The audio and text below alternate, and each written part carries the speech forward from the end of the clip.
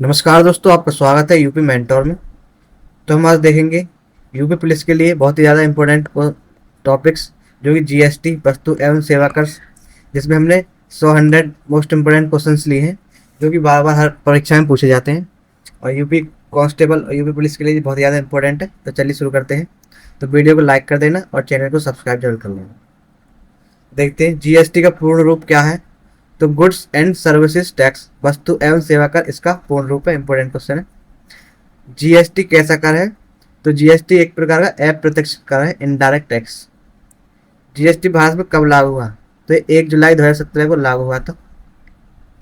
GST दिवस कब मनाया जाता है? तो 1 जुलाई को जीएसटी दिवस मनाया जाता है, क्योंकि 1 जुलाई 2017 को ये लागू हुआ था, इसलिए। आगे देखते हैं, भारत का जीएसटी किस देश के मॉडल पर आधारित है? तो ये कनाडा मॉडल पर आधारित है। विश्व में सबसे पहले जीएसटी किस देश ने लागू किया? तो ये किया था फ्रांस ने 1954 में। अगला क्वेश्चन देखेंगे, जीएसटी का आदर्श वाक्य मोटो क्या है? तो यह एक राष्ट्र एक कर और एक बाजार, ठीक है, वन नेशन वन टैक्स और वन मार्केट, इसका आदर्श वाक्य है। इंपोर्टेंट है, याद रखना है आपको। तो चलिए आगे देखते हैं, जीएसटी लागू करने का सुझाव किस समिति ने दिया था? तो ये दिया था विजय केलकर समिति ने, ठीक है, इंपोर्टेंट है। आगे देखते हैं, जीएसटी के लिए कौन सा संविधान संशोधन विधेयक बिल लाया गया था? तो 122 संविधान संशोधन विधेयक लाया गया था वर्ष 2024 में। फिर जीएसटी जीएसटी के लिए कौन सा संविधान संशोधन अधिनियम एक्ट बना? तो अरे एक्ट कौन सा बना था? ये बना था 101वां एक्ट, ठीक है, याद रखना। तो ये इसी का क्वेश्चन है, डबल लिख गया है। चलिए आगे देखते हैं, राज्यसभा में जीएसटी विधेयक कब पास हुआ? तो राज्यसभा में कब हुआ था जीएसटी विधेयक पास? 3 अगस्त को हुआ था 2016 में। लोकसभा में जीएसटी विधेयक कब पास हुआ? तो ये लोकसभा में हुआ था 8 अगस्त 2016 में, ठीक है। तो राज्यसभा में 3 अगस्त को और लोकसभा में 8 अगस्त को हुआ था। अगला क्वेश्चन देखेंगे, जीएसटी बिल पास करने वाला भारत का पहला राज्य कौन सा बना? तो ये बना था असम, ठीक है। असम ने सबसे पहले जीएसटी एक्ट पास किया था 12 अगस्त 2016 को। फिर जीएसटी बिल पास करने वाला भारत का दूसरा राज्य कौन सा बना? तो दूसरा राज्य बना था बिहार, जीएसटी को पास करने वाला। चलिए आगे देखते हैं, संसद को जीएसटी पर कानून बनाने का अधिकार किस अनुच्छेद में? तो यह है अनुच्छेद 246A में, ठीक है। कोई भी नए प्रकार का टैक्स जोड़ना है, घटाना, 246 में। आगे देखते हैं, जीएसटी की उगाही और विभाजन केंद्र करेगा, यह किस अनुच्छेद में है? तो यह है अनुच्छेद 269A में, ठीक है, याद रखना है आपको, इंपोर्टेंट है। जीएसटी परिषद का गठन किस अनुच्छेद के तहत हुआ? तो ये हुआ अनुच्छेद 279A के तहत। इंपोर्टेंट है, ये भी आपको याद रखना है, पूछा गया है पिछली बार। फिर संवैधानिक प्रावधान के बिना कोई टैक्स क्यों नहीं लिया जा सकता? क्योंकि टैक्स लगाने के लिए संविधान में जिक्र होना अनिवार्य है। चलिए आगे देखते हैं, जीएसटी परिषद का गठन कब हुआ? तो ये हुआ था सितंबर 2016 में जीएसटी परिषद का गठन। आगे देखते हैं, परिषद की पहली बैठक कब और कहाँ हुई थी? तो ये हुई थी 22-23 सितंबर 2016 को, जो कि नई दिल्ली में आयोजित की गई थी। अगला क्वेश्चन देखेंगे, जीएसटी परिषद में कुल कितने सदस्य होते हैं? तो जीएसटी परिषद में कुल 33 सदस्य होते हैं, ठीक है। और इसमें जो है 2 केंद्र सरकार से आते हैं, एक वित्त मंत्री और एक राज्य मंत्री। जबकि जो 31 होते हैं वो उसमें से 28 राज्यों से और 3 यूटी से आते हैं, ठीक है। तो 33 सदस्य हो जाते हैं। तो ऐसे याद कर लेना आप, 33 सदस्य कैसे याद करोगे?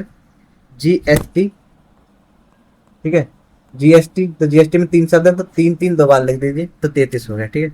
इस तरह से याद कर लेना। चलिए आगे देखते हैं, केंद्र सरकार में कितने सदस्य होते हैं? तो 2 सदस्य होते हैं, एक केंद्रीय वित्त मंत्री और राज्य मंत्री, ठीक है। तो 2 आते हैं केंद्र सरकार से। फिर है राज्य और केंद्र शासित प्रदेशों, यूटी से कितने सदस्य आते हैं? तो कुल 31 होते हैं, जो कि 28 राज्य से आते हैं और 3 यूटी से आते हैं। चलिए आगे देखते हैं, जीएसटी परसेंस का अध्यक्ष कौन होता है? तो ये होते हैं केंद्रीय वित्त मंत्री। जीएसटी पर स्नैक के पहले अध्यक्ष कौन थे? तो ये अरुण जेटली। चलिए आगे देखते हैं, जीएसटी बैठक के लिए कोरम कितना होना चाहिए? तो कुल सदस्यों का 50% होना चाहिए बैठक के लिए कोरम। परिषद में निर्णय कितने बहुमत के से जाते के लिए जाते हैं तो ये 75% बहुमत से, जो कि बहुमत 3/4 होना चाहिए बहुमत के लिए, निर्णय के लिए। फिर है मतदान में केंद्र के मत का भार कितना है, तो यह 1/3 कुल वोट का 1/3 मतदान होना चाहिए। मतदान में सभी राज्यों के मतों का भार कितना होता है, तो ये 2/3 होता है, कुल वोट का 2/3 होना चाहिए। आगे देखते हैं, हाल ही में जीएसटी परिषद की कौन सी बैठक हुई है, तो जीएसटी परिषद की 56वीं बैठक हुई है और ये नई दिल्ली में हुई है, निर्मला सीतारमण की अध्यक्षता में। ठीक है, तो चलिए आगे देखते हैं। ये पुराना क्वेश्चन है, तो शायद आप 57 या 58वीं होगी। ठीक है, याद देख लेना आप इसे गूगल करके एक बार। चलिए आगे देखते हैं। जीएसटी के 4 प्रमुख प्रकार, तो केंद्र सरकार द्वारा लगाया गया कर क्या कहलाता है, सीजीएसटी, सेंट्रल जीएसटी। ठीक है, फिर है राज्य सरकार द्वारा लगाया गया कर, तो वो कहलाता है एसजीएसटी, मतलब कि स्टेट जीएसटी। चलिए आगे देखते हैं। फिर आता है केंद्र सरकार, केंद्र शासित प्रदेशों में लगाया कौन सा टैक्स लगाया था, वो होता है यूटी जीएसटी। ठीक है, यूनियन टेरिटरीज जीएसटी। अब आगे देखते हैं, एक राज्य से दूसरे राज्य में बिक्री पर कौन सा टैक्स लगता है, तो वो लगता है आईजीएसटी। ठीक है, मतलब इंटीग्रेटेड जीएसटी। और आईजीएसटी को कौन एकत्र करता है, तो ये केंद्र सरकार, सेंट्रल गवर्नमेंट इसको कलेक्ट करती है। ठीक है, तो चलिए आगे बढ़ते हैं। तो अब देख लेते हैं जीएसटी के अंतर्गत पहले मुख्य स्लैब क्या थे। तो जीएसटी में जो पहले मुख्य स्लैब थे 5%, 12%, 18% और 28% थे। ठीक है, लेकिन ये वर्तमान में चेंज हो गए हैं। ठीक है, कितने हो गए, तो वर्तमान में जो स्लैब्स रह गई हैं वो है 0%, ठीक है, 5% और 18%, और एक है 40%। ठीक है, तो वर्तमान में 4 स्लैब्स रह गए हैं, 0, 5, 18%। ये पुराने हो गए हैं। ठीक है, इन्हें काट भी सकते हैं आप। चलिए आगे देखते हैं, नए जीएसटी रिफॉर्म्स के तहत किन 2 प्रमुख स्लैबों को प्राथमिकता दी जा रही है, तो ये 5% और 18% को। चलिए आगे देखते हैं, क्या 0% जीएसटी वाली वस्तुओं पर रिटर्न भरना होता है, तो हाँ, प्रक्रिया पूरी करनी होती है 0% पर भी। ठीक है, अगला क्वेश्चन देखते हैं, एग्जेम्प्ट छूट प्राप्त वस्तुओं का क्या अर्थ है, मतलब उन जीएसटी रजिस्ट्रेशन या कोई भी प्रक्रिया करने की आवश्यकता नहीं है। ठीक है, उन पर क्या है, जीएसटी रजिस्ट्रेशन या कोई प्रक्रिया करने की आवश्यकता नहीं होती, जिन पर छूट प्राप्त की जाती है। तो चलिए आगे देखते हैं, किन प्रमुख वस्तुओं को जीएसटी से बाहर रखा गया है, तो देखते हैं, पेट्रोलियम, शराब, एविएशन, टरबाइन फ्यूल, तो इनको जो है जीएसटी से बाहर रखा गया। तो चलिए आगे बढ़ते हैं।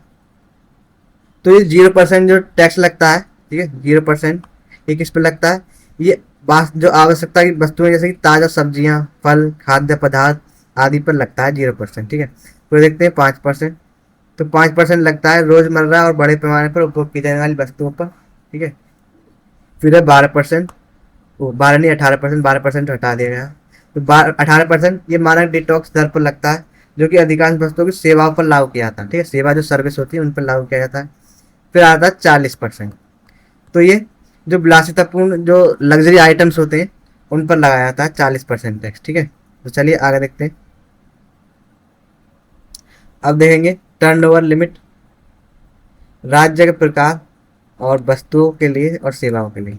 तो सामान्य राज्यों के लिए, वस्तुओं के लिए कितने 40 लाख रुपए सालाना है लिमिट, और सेवाओं के लिए 20 लाख रुपए सालाना है। फिर है विशेष राज्य, पहाड़ी या पूर्वोत्तर क्षेत्र वाले, इनके लिए जो वस्तुओं के लिए है 20 लाख रुपए सालाना और सेवाओं पर है 10 लाख रुपए सालाना। टर्नओवर निर्धारित सीमा से कम होने पर क्या होता है, तो जीएसटी पंजीकरण की आवश्यकता नहीं होती है। अगर जो टर्नओवर है जो सीमा से कम होगा तो इसकी आवश्यकता नहीं होगी। चलिए आगे देखते हैं। तो बहुत ही महत्वपूर्ण टॉपिक है, तो वीडियो को लाइक कर देना अगर वीडियो पसंद आ रही हो तो। चलिए देखते हैं आगे। अब देखते हैं 15 डिजिट, तो जीएसटी IN। ठीक है, तो जीएसटी जो नंबर होता है कितने डिजिट का होता है, ये 15 डिजिट्स का होता है। ठीक है, कितने डिजिट्स का, 15 डिजिट्स का। तो पहले 2 अंक राज्य कोड को दर्शाते हैं और अगले 10 अंक पैन नंबर को दर्शाते हैं, और 13वां जो अंक है वो रजिस्ट्रेशन संख्या को दर्शाया जाता है। और 14 अंक डिफॉल्ट जेड दर्शाता है, जबकि 15 अंक जो है चेक सम दर्शा जाता है। ठीक है, तो याद रखना आप इसको भी, विभाजन को भी। तो चलिए आगे देखते हैं, जीएसटी नंबर कितने अंकों का होता है? तो ये 15 अंकों का अल्फा न्यूमेरिक नंबर होता है। ठीक है, इसमें जो है वो भी होते हैं, अल्फाबेट्स भी होते हैं ए बी सी डी, और न्यूमेरिक भी होते हैं 1 2 3 4 5। फिर जीएसटी आई एन का पूर्ण रूप क्या है? तो जीएसटी आइडेंटिफिकेशन नंबर, इसका पूर्ण रूप है जीएसटी आई एन। फिर अगला क्वेश्चन है, वस्तुओं के एक स्थान से दूसरे स्थान पर परिवहन ट्रांसपोर्ट के लिए क्या चाहिए? तो ई वे बिल चाहिए होता है। ठीक है, ई वे बिल। चलिए आगे देखते हैं, जीएसटी रिटर्न्स क्या है? तो जीएसटी की जानकारी देने वाला आधिकारिक फॉर्म है एक तरह का, जो कि आय टैक्स छूट पर दी जाती है। ठीक है, आईटीसी इनपुट टैक्स क्रेडिट क्या है? तो कच्चे माल पर पहले से चुकाए गए टैक्स की अंतिम टैक्स छूट, टैक्स में छूट मिलना क्या कहलाता है? इनपुट टैक्स क्रेडिट कहलाता है, आईटीसी। अगला क्वेश्चन देखेंगे, कैस्केडिंग इफेक्ट क्या है? तो कैस्केडिंग इफेक्ट है टैक्स के ऊपर टैक्स लगना, जिसे जीएसटी ने पूरी तरह खत्म कर दिया है। ठीक है, इंपॉर्टेंट है, याद रखना आपको। Reverse charge mechanism, reverse charge mechanism क्या है? जब बेचने वाले की जगह खरीदने वाले को टैक्स देना पड़े, जैसे वकील की सेवाओं पर। ठीक है, तो ये जो है रिवर्स चार्ज मैकेनिज्म बोलते हैं इसे। चलिए आगे देखते हैं, जीएसटी लगाने का सबसे बड़ा उद्देश्य क्या था?